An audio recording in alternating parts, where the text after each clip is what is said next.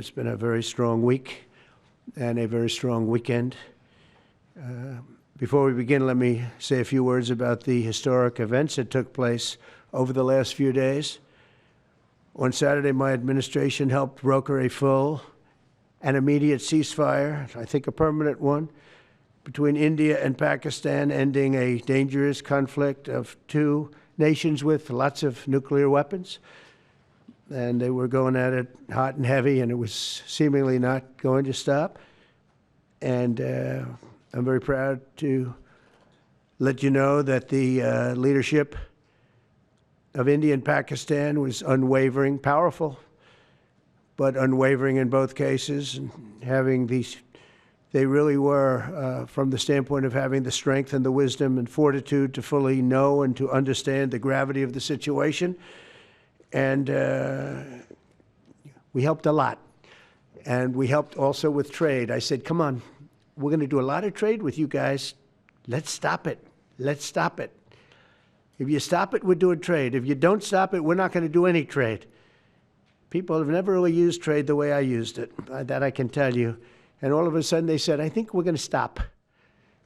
And they have. And they did it for a lot of reasons, but trade is a big one. We're going to do a lot of trade with Pakistan. We're going to do a lot of trade with India. We're negotiating with India right now. We're going to be soon negotiating with Pakistan. And we stopped the nuclear conflict. I think it could have been a bad nuclear war. Millions of people could have been killed. So I'm very proud of that. I also want to thank Vice President Vance and Secretary of State Rubio for their work and efforts. They worked very hard on that. We also, as you know, created a situation where the Houthis, for the first time ever, have ceased firing, and they've let it be known that they're not going to be firing at American ships anymore, not going to be firing at Americans anymore. This was a heavy barrage that lasted for approximately 50 days. And as you know, they've been in war essentially for forever.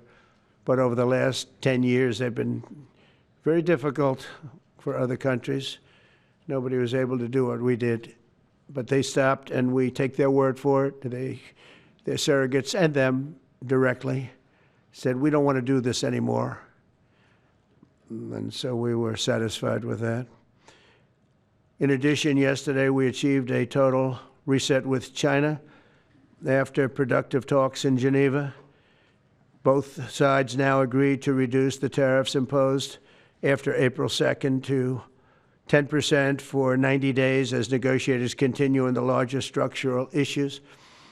And I want to tell you that a couple of things. First of all, that doesn't include the tariffs that are already on, that are our tariffs, and it doesn't include tariffs on cars, steel, aluminum, things such as that, or tariffs that may be imposed on pharmaceuticals, because we want to bring the pharmaceutical businesses back to the United States, and they're already starting to come back now based on tariffs because they don't want to pay 25, 50, or 100% tariffs, so they're moving them back to the United States.